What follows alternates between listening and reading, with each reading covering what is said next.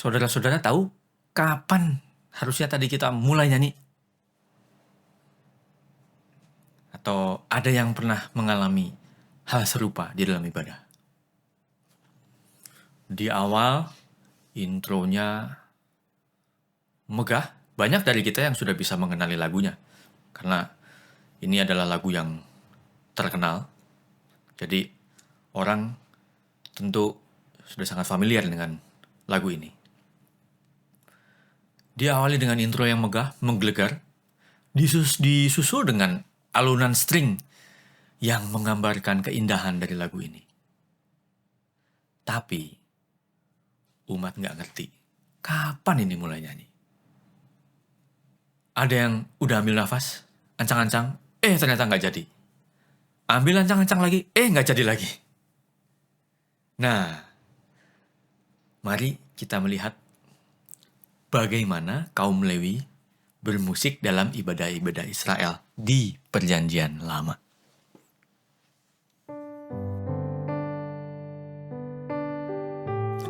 Ada beberapa ayat yang mencatat permainan musik kaum Lewi. Pertama, 1 Tawarikh 15 ayat 16. Daud memerintahkan para pemimpin orang Lewi itu supaya menugaskan saudara-saudara mereka, para penyanyi, untuk memperdengarkan dengan nyaring lagu-lagu gembira diiringi alat musik, gambus, kecapi, dan simbal. 1 Tawarikh 16 ayat 42a. Heman dan Yedutum bertanggung jawab atas nafiri dan simbal untuk para penyanyi, juga alat-alat musik pengiring nyanyian untuk Allah.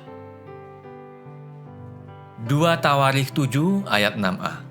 Para imam telah siap melakukan tugas di tempat mereka, begitu pula orang-orang Lewi dengan alat musik bagi Tuhan yang dibuat Raja Daud untuk mengiringi nyanyian syukur bagi Tuhan.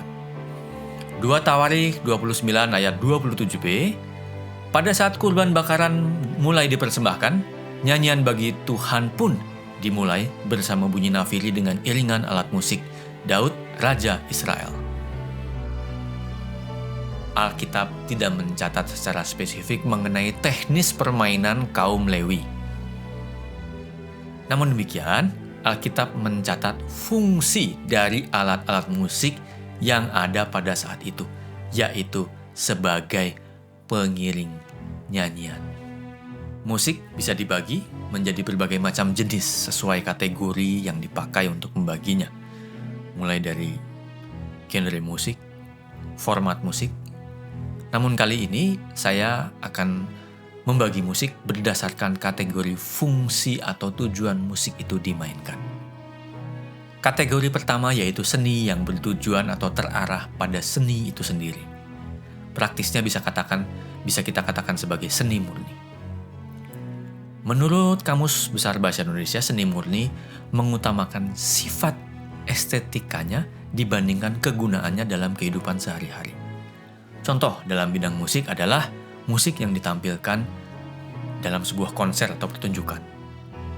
Baik dalam konser band-band yang populer maupun band-band yang kurang populer juga, dan pertunjukan-pertunjukan simfoni orkestra, maka musik yang ditampilkan menyampaikan makna yang ada di dalam musik itu sendiri. Sebuah band maupun sebuah orkestra simfoni mengekspresikan dirinya melalui musik yang dimainkannya. Dalam hal ini, yang menjadi fokus utama adalah ekspresi, skill, dan segala hal yang berkenaan dengan sang penampil. Kategori yang kedua, yaitu seni yang berada dalam konteks tertentu. Contoh pertama adalah nyanyian yang dinyanyikan supporter sepak bola saat mendukung tim kesayangannya. Apakah itu tim nasional, apakah itu klub kesayangan. Lagu-lagu dinyanyikan tidak memiliki tujuan untuk lagu itu sendiri, melainkan bertujuan untuk memberikan semangat kepada para pemain. Bila lagu-lagu yang dinyanyikan dipandang kurang membakar semangat, maka penonton bisa menggantinya dengan lagu-lagu lain yang lebih membakar semangat. Tujuannya apa? Dengan semangat, maka timnya bisa memenangkan permainan. Contoh kedua, musik yang dipakai sebagai latar sebuah film. Musik itu tidak berdiri sendiri tapi mengabdi kepada ekspresi yang ingin dituju oleh film tersebut. Musik sedang memiliki tujuan untuk film. Ekspresi dari musik mengacu kepada tujuan yang ingin dicapai dari film tersebut, bukan tujuan dari musik itu sendiri. Begitu juga dalam sebuah ibadah. Musik mengabdi kepada kepentingan ibadah itu sendiri. Dalam ibadah Israel yang dicatat dalam kitab Tawarikh, musik mengiringi nyanyian. Demikian pula di ibadah gereja, musik dimainkan untuk mengiringi nyanyian jemaat. Prinsip ibadah yang dianut oleh GKI dan gereja-gereja seajaran adalah bahwa pelaku ibadah yang utama adalah umat. Para pelayan ibadah adalah orang-orang yang menuntun dan membantu umat agar bisa terlibat dengan baik di dalam ibadah. Untuk hal ini, tesisnya saya akan membahas di video yang lainnya. GKI memiliki sebuah buku panduan mengenai musik gereja yang judulnya Musik dalam Ibadah. Saya mengutip sebuah paragraf mengenai musik pengiring nyanyian jemaat. Mengiringi umat bernyanyi sangat berbeda dengan bermain musik untuk sebuah konser atau resital di mana kemampuan pemusik sangat ditonjolkan. Dalam mengiringi umat bernyanyi, umat membutuhkan tuntunan. Saya tambahkan, umat tidak membutuhkan tontonan. Kata mengiringi, yang kata dasarnya adalah iring, memiliki makna ikut dan serta. Dalam bahasa Inggris, mengiringi nyanyian jemaat dibahasakan sebagai accompany congregational songs. Kata accompany bermakna pergi ke suatu tempat bersama-sama dengan. Sementara pengertian musik accompaniment adalah a musical part that supports or partners a solo instrument, voice, or group, yang artinya musik yang mendukung atau menjadi rekan solo instrumen, vokal, atau grup. Di 1 Tawarikh 15 ayat 16 dicatat, Daud memerintahkan para pemimpin orang Lewi itu supaya menugaskan saudara-saudara mereka, para penyanyi, untuk memperdengarkan dengan nyaring lagu-lagu gembira diiringi alat-alat musik, gambus, kecapi, dan simbang. Dalam Alkitab versi Bible in Basic English, kata mengiringi diterjemahkan dengan give the first note atau give the first notation of the song. Sementara dalam versi International Standard Version diterjemahkan sebagai memainkan nada di oktav yang berbeda. Dalam tafsiran yang disusun oleh Keil and Delitzsch menjelaskan bahwa iringan musik itu berfungsi sebagai pemberi patokan nada yang jelas bagi para penyanyi.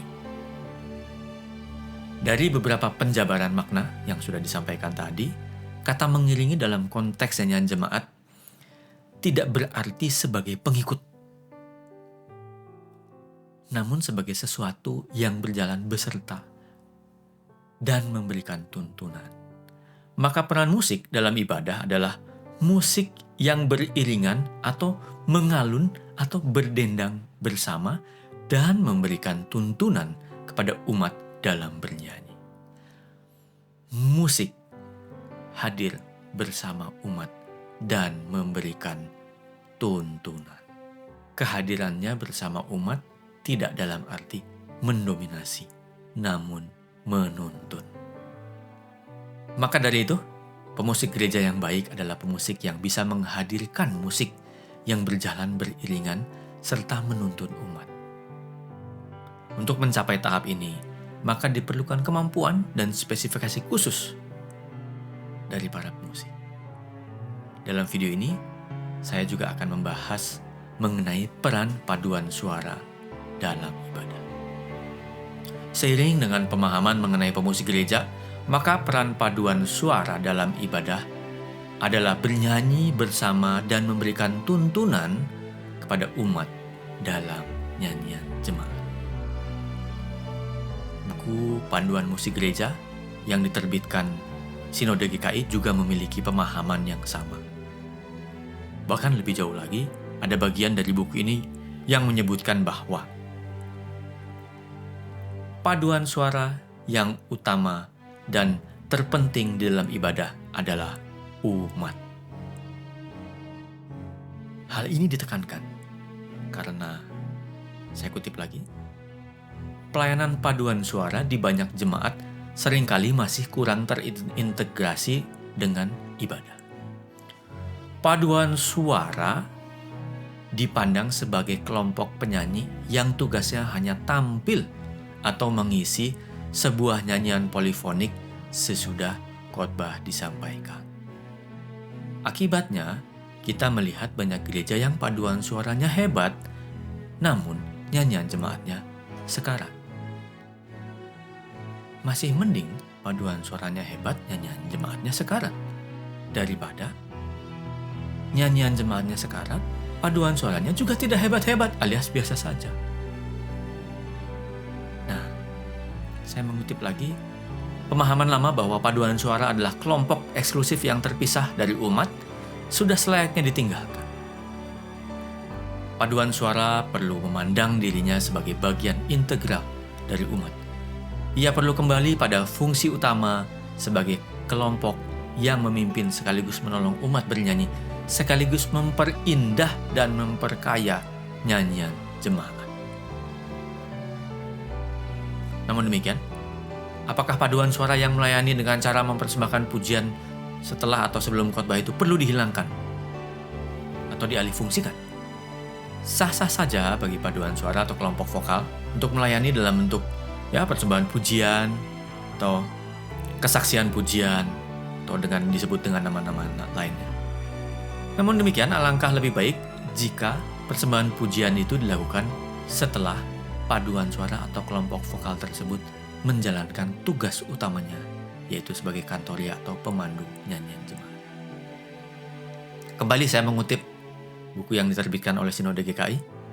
Kehadiran penyanyi solo, duet, trio, maupun kelompok vokal dan paduan suara dalam ibadah perlu memperhatikan petunjuk praktis berikut. Saya hanya mengutip beberapa saja, tidak semuanya saya kutip. Sesuai fungsinya sebagai kantoria untuk memandu dalam nyanyian jemaat. Kehadirannya di tengah ibadah semata-mata untuk melayani, bukan untuk pamer diri. Mengarahkan umat untuk lebih memuliakan Kristus, bukan diri sendiri atau kelompoknya. Kehadirannya di tengah-tengah ibadah jangan sekali-kali dikaitkan dengan bisnis ataupun promosi, hal-hal yang tidak berhubungan dengan ibadah. Misalnya kalau dulu menjual CD ya, kalau sekarang mungkin mempromosikan kelompoknya. Lebih jauh lagi, saya mengutip status medsos yang pernah ditulis oleh seorang komposer lagu-lagu ibadah Kristen di Indonesia, Bung Arnold Apitulei, bahwa sudah banyak paduan suara terbaik berprestasi di pentas lomba, tetapi sedikit padus yang menampilkan performa terbaik di altar gereja. Jadi, fungsi atau tugas utama pemusik gereja dan paduan suara adalah mengiringi dan memandu nyanyian jemaat. Seorang penulis di bidang ibadah, Barry Lees, dalam bukunya The New Worship, menganalogikan posisi pengiring atau mengiringi atau memandu nyanyian jemaat ini dengan para pemain orkestra yang mengiringi sebuah pertunjukan opera dan seorang yang dinamakan prompter atau pembisik. Opera bisa diartikan sebagai sebuah bentuk pertunjukan seni yang melibatkan dialog Lalu ada nyanyian, ada musik, ada tarian, dekorasi, dan unsur-unsur seni lainnya. Namun yang paling menonjol adalah dialog dan nyanyian, atau ya gampangnya drama yang dinyanyikan. Dialog yang dinyanyikan. Maka itu berhubungan dengan musik. Opera biasanya berlangsung dalam jangka waktu yang lama ya. Biasanya bisa lebih dari 1 jam. Nah, mari bayangkan. Gimana caranya para penyanyi opera zaman dulu ya, yang belum ada listrik, belum ada layar monitor seperti sekarang di gereja. Bayangkan gimana caranya mereka itu, pemeran-pemeran opera itu, menghafalkan seluruh percakapan termasuk nyanyian yang dipentaskan. Kalaupun hafal, mereka perlu panduan. Kira-kira ini musiknya masih berapa bar lagi? Kira-kira apa dialog atau apa nada yang berikutnya? Maka dari itu dibutuhkan seorang pembisik atau prompter. Dia berada di bawah panggung bersama para musisi. Dia memberitahu para pemain opera di atas, kapan mulai bernyanyi, apa kata-kata yang dinyanyikan. Prompter dan pemusik membimbing pemeran utama opera agar mereka dapat memerankan peran mereka dengan baik. Peran prompter dan pemusik sangat krusial di sebuah pertunjukan opera. Kita bisa lihat di gambar. Prompter ini posisinya di bawah panggung. Dia nggak kelihatan. Dia mendukung pemeran utama. Bikin juga para pemusik. Nah, tujuan utamanya adalah membantu para pemeran utama. Demikian juga di gereja. Pemusik dan paduan suara, dan juga tentunya petugas-petugas lainnya ya. Sekarang ada petugas multimedia yang mengoperasikan layar, kamera, dan lain sebagainya. Tugas utamanya adalah membimbing pelaku ibadah yang utama, yaitu umat, agar bisa bernyanyi dengan baik. Bagi pemusik dan paduan suara, baik untuk konser maupun untuk mengiringi nyanyian jemaat, sama-sama memerlukan kemampuan di bidang musik. Sama-sama harus bisa main musik. Sama-sama harus bisa bermain dalam tingkat-tingkat tertentu. Ini kita bahas di video selanjutnya. Sama-sama punya kemampuan, sama-sama memerlukan kemampuan. Bedanya saat konser, kita menampilkan diri kita dan menunjukkan kemampuan musik yang kita miliki kepada audiens. Sementara saat kita mengiringi dan memandu nyanyian jemaat, maka kita mempersembahkan kemampuan bermusik kita kepada Allah melalui iringan dan nyanyian jemaat yang dinyanyikan oleh umat. Tujuan persembahan itu adalah agar umat bisa berperan aktif dalam ibadah dengan cara bernyanyi dengan baik.